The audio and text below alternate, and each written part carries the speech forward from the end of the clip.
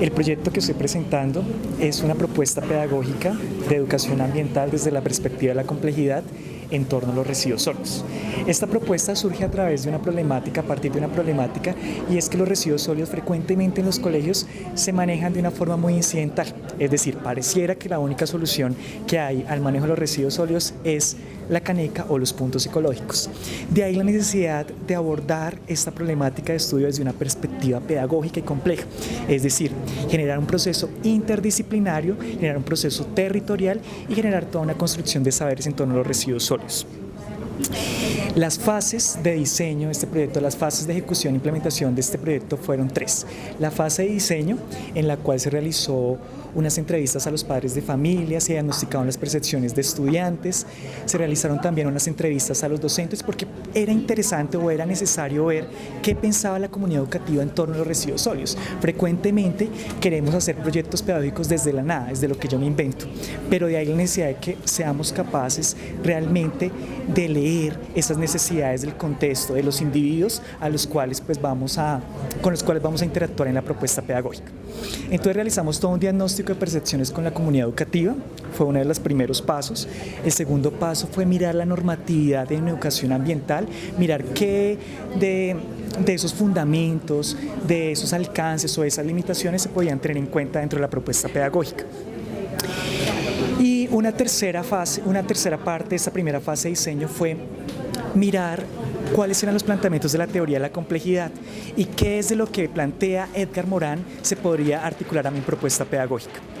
En la segunda fase de diseño, en la segunda fase de este proyecto se trianguló toda esa información, se desarrollaron unos talleres organizados en unos módulos didácticos. En total se diseñaron 3 módulos didácticos.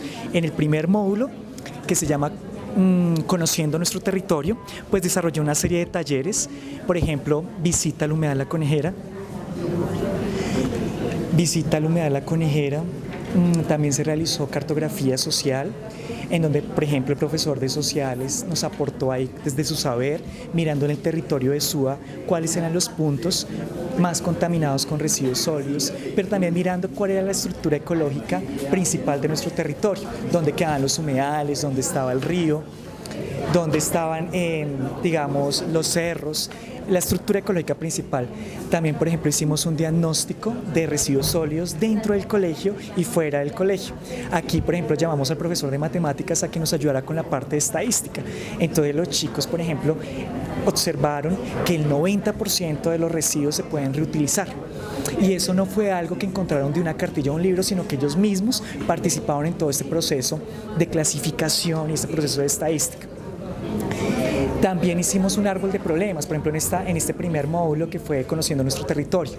Entonces en ese árbol de problemas, en torno a la problemática de contaminación de residuos sólidos en el humedal La Conejera, mirábamos cuáles eran las causas y cuáles eran los impactos, organizando todo esto en un árbol de problemas. Eso fue el primer módulo.